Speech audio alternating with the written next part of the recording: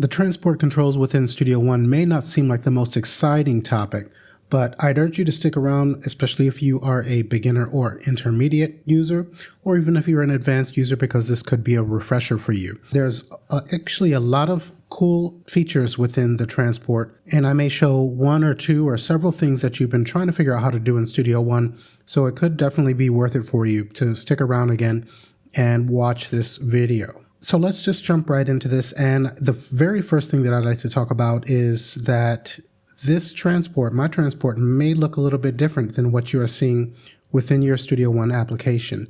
And so let's start with customization. If I right click on the transport, we can see that we can align left and align center or right, but we'll come down to customize because this is a relatively new feature within Studio One. And so we're taken to the transport tab, and we can see here that at the top, active customization is Quanta 1. So I've gone in and made my own customizations to the interface. We can do that for the toolbar up top, for the browser tabs, and for what we see within the inspector. But we're going to specifically look at the transport. So we can see that I've removed record time, loop range, sync to external devices, because these are features that I don't really use within the transport. But let's come up to the top, and I'm going to switch this back to complete, whereas if you haven't made any changes, this is what you're going to see. So now we've got more information going on here, and this is actually quite a lot. So again, if this is too much for you, just be aware that you can always right click and choose the customize to tailor this to view whatever you'd like to see. Now let's begin over on the left hand side, and here we have MIDI, and if I were to press a key on my MIDI controller,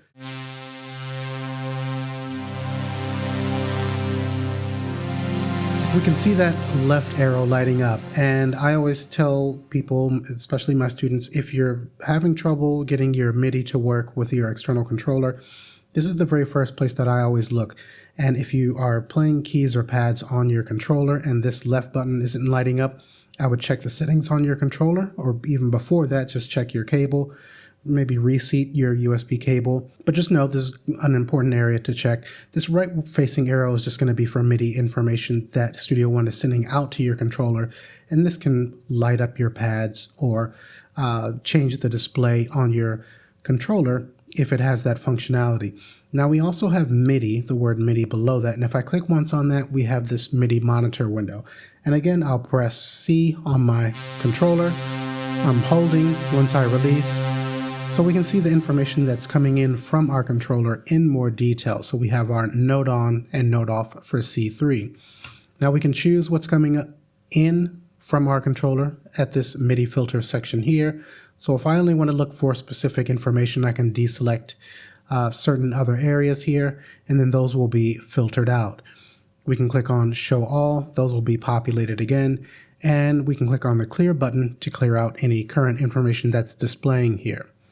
Okay, let's go ahead and close this window out and move on. We next have our performance, and the top meter here is going to show our CPU usage, and the bottom one is going to show disk activity.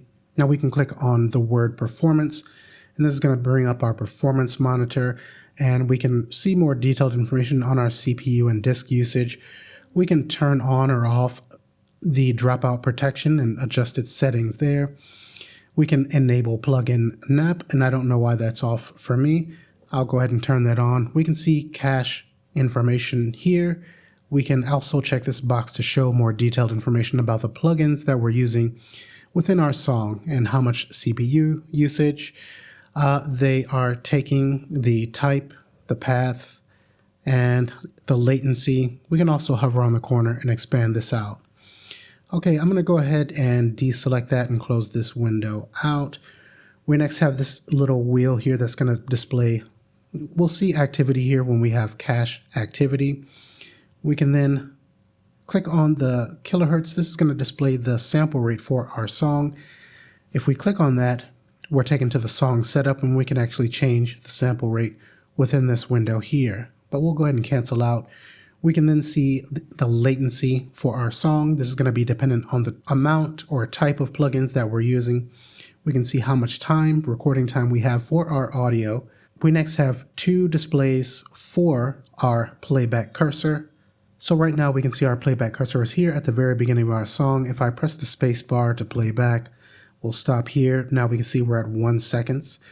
And we can see we are on bar 1, beat 3, and so on. But we can change either of these windows to show different displays. We can have samples showing, or bars, or frames. But I'll go ahead and put this back to seconds. And so we have a larger display here, and we also have the drop down menu where we can choose what we'd like to see here as well. Now next in line we have this single arrows on the outside where we can go to previous and next markers. So let's come up to this global track visibility. I'll click once. Let's come here to the marker and let's position our playback cursor here, and I'll click on the plus to add a marker there. Let's come to bar 7. I'll click on a plus and add a marker there. So now when I click on this outside arrow, we go back to the previous marker. Okay, and then clicking on this side arrow to the right, we navigate to these markers by using these arrows on the outside. Now the arrows on the inside will allow us to fast forward or rewind. Okay, pretty straightforward there. We'll go ahead and hide the marker track.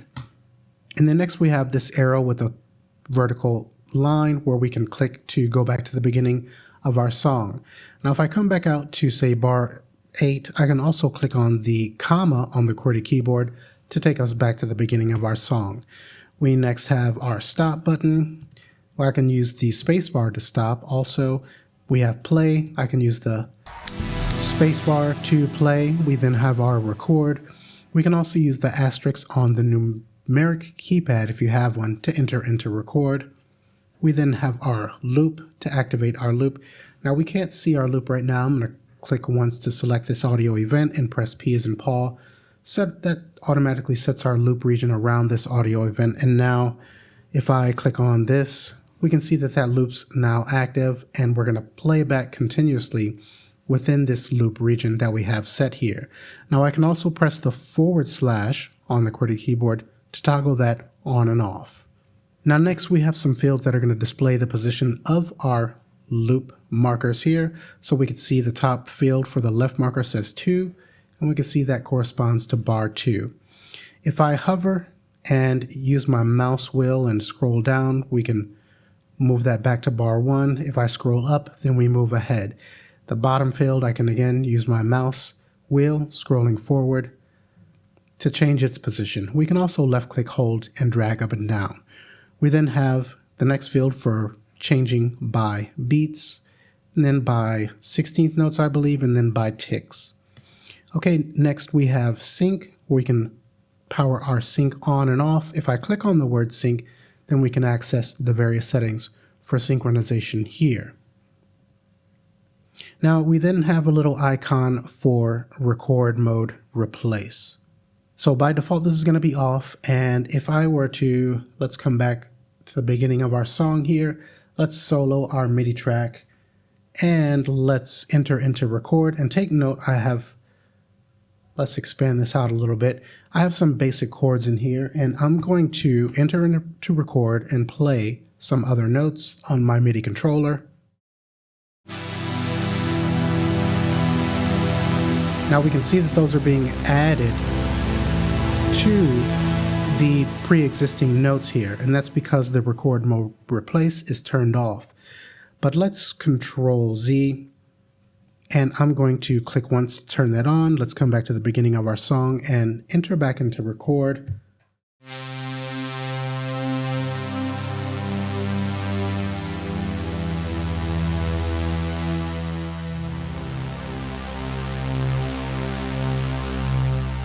And now we can see when that record mode replace is active, it's going to replace the MIDI information that has been pre-recorded.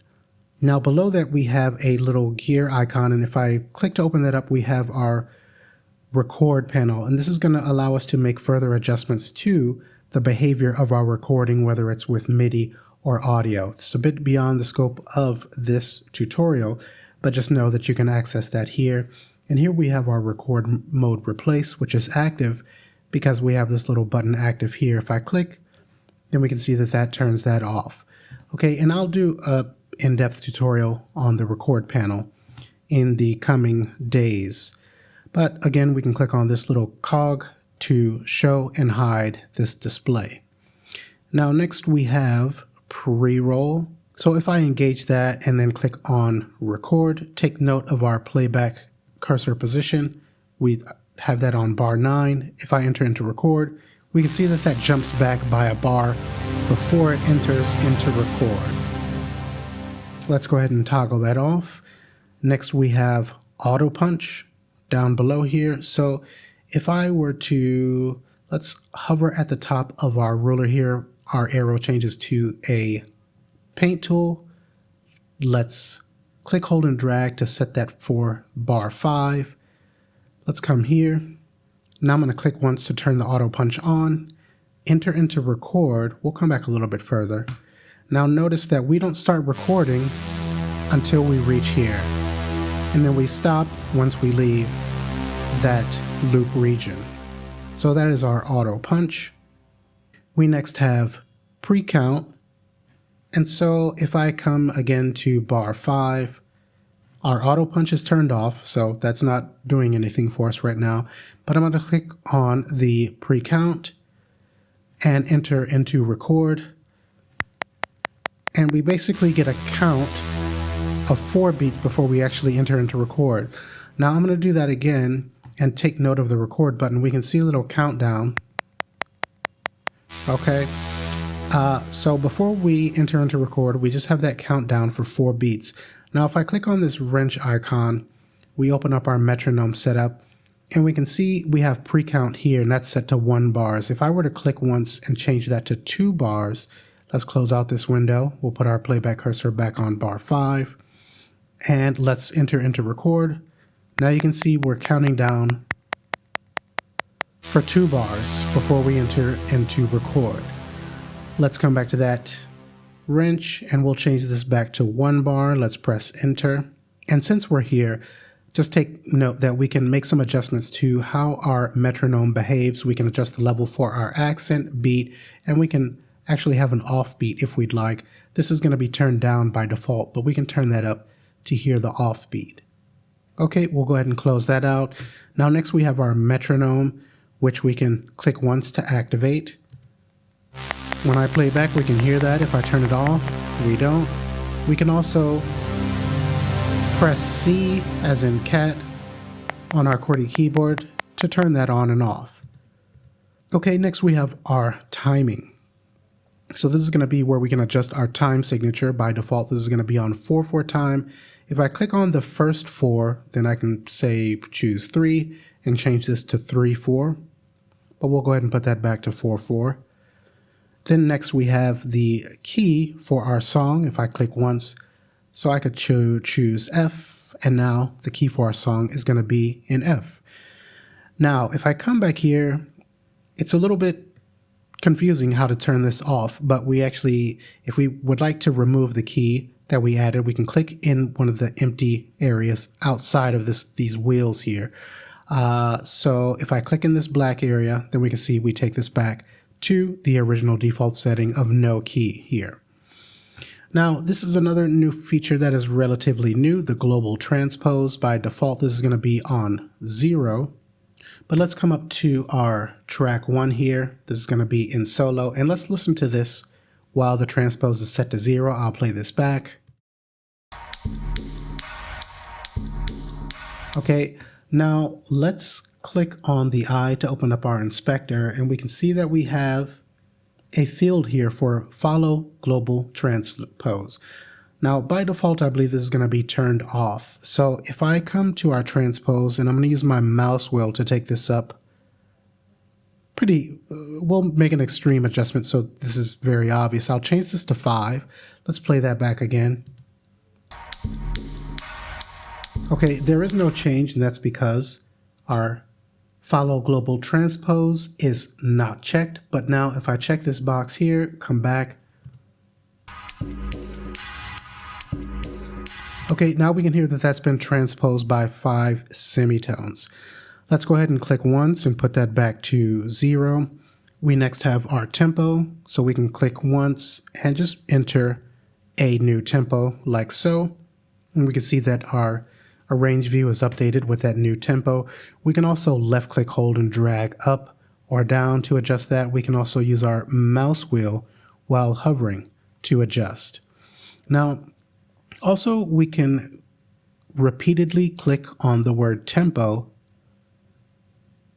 to tap in a tempo. Say we have a tempo in our head that we want to set the song up for, then we can just tap on the word tempo. Now, this is also available in our keyboard shortcuts, so you can go to your keyboard shortcuts and type in tempo and then assign a key to this. And so then you can just tap the key on your QWERTY keyboard, and then that could work a little bit better than tapping on this word here. Okay, we next have our meters. Let's take our synth out of mute. We have level control, which ties in. Let's click on the mix console to open that up. This ties into our master channel fader. So if I left click, hold, and drag to adjust here, we can see that that's adjusting our master fader. And so these work in tandem with each other. Let's click on hold control and click on that master fader to take it back to 0 dB. Now, next we have these two little circles. These are going to be like this by default. That just means that our song is in stereo. But if we're working on a mix that we'd like to check in mono, we can click on once. Click once, and this is going to be on mono. So then we can check our song in mono if we've done any panning, and we want to be sure things are not disappearing when the song is in mono. Now this ties in with the button here on our master channel, so I can click here to put that back to stereo. Okay, so this has been a look at the transport controls within Studio One. I hope that this video has been useful and that you've maybe seen a couple nuggets of information that you maybe didn't know or maybe you forgot about, and that it's going to help you in your workflow in the future. Okay, we'll wrap up here, but before we go, just know that I do offer one-on-one training over Zoom. So if that's something that you're interested in, just check out the pinned comment below or the description area of this video. I also offer mix and mastering services, which you can also check out in those areas as well. All right. Thanks for watching, and I hope to see you in the next tutorial.